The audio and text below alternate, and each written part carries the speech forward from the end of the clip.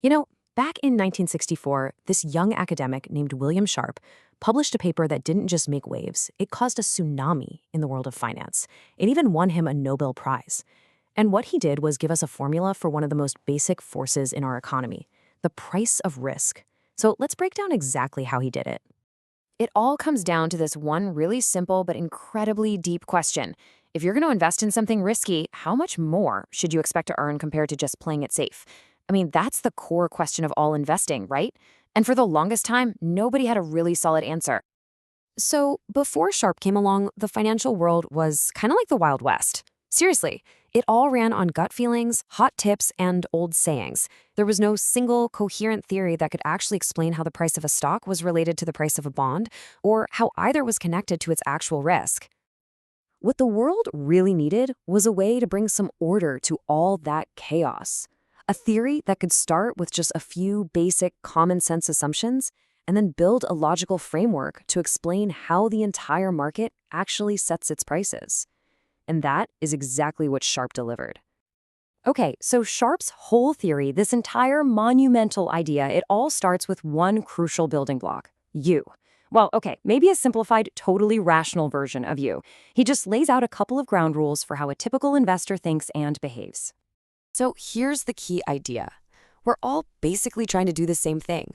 We want the highest possible return we can get from our investments, and we want to take on the absolute least amount of risk to get there. More return? Good. More risk? Bad. Pretty simple, right? Now, don't let this graph from his paper scare you. The idea is actually super simple.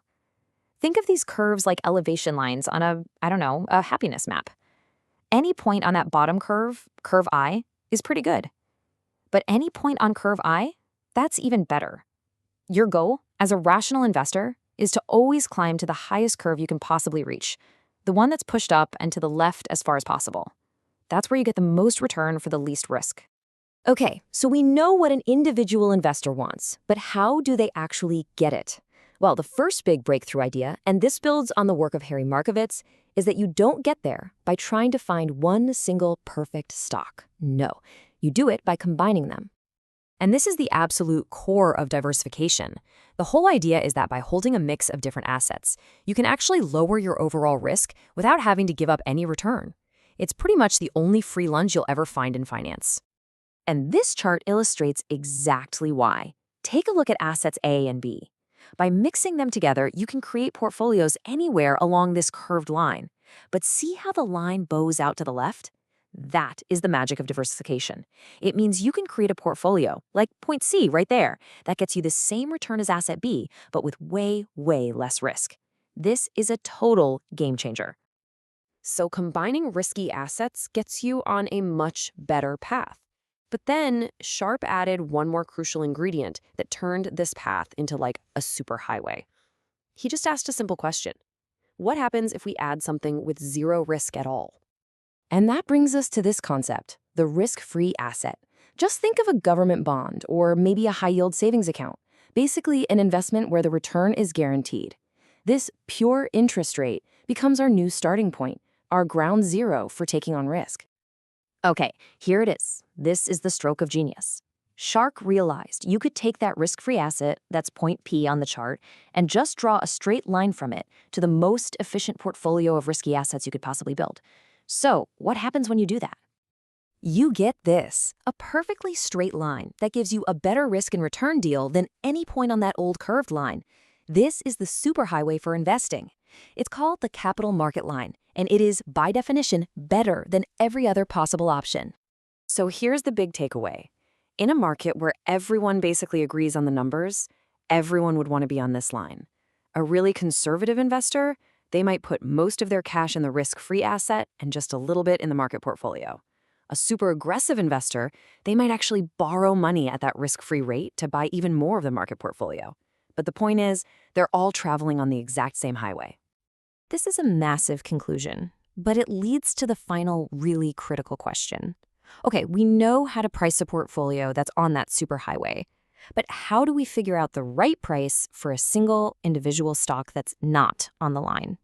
To answer that, Sharp split risk into two different types. First, there's unsystematic risk. This is the random, company-specific stuff, like, say, a key factory burning down. You can get rid of that just by owning a bunch of different stocks. But then there's systematic risk. This is the big market-wide stuff, like recessions or interest rate hikes. You can't escape that risk, no matter how much you diversify. And here is the punchline. Since any smart investor can just diversify away all that company-specific risk, the market isn't going to reward you for taking it. Why would it? So the only risk the market will ever pay you a premium for is the systematic risk that you can't get rid of, the risk we all have to take on together. And all of this leads us to the grand finale of his paper, a simple, beautiful, and just incredibly powerful conclusion that ties this whole thing together with a neat little bow. And this graph right here illustrates the final piece of the puzzle. It's called the security market line. Now remember, the capital market line was for portfolios. This line is for individual stocks. And what it shows is that any single asset's expected return is directly tied to its systematic risk, basically how much it moves in sync with the overall market. It's a price tag for risk. And in Sharpe's own logic, if a stock offered too little return for its market risk, people would just sell it.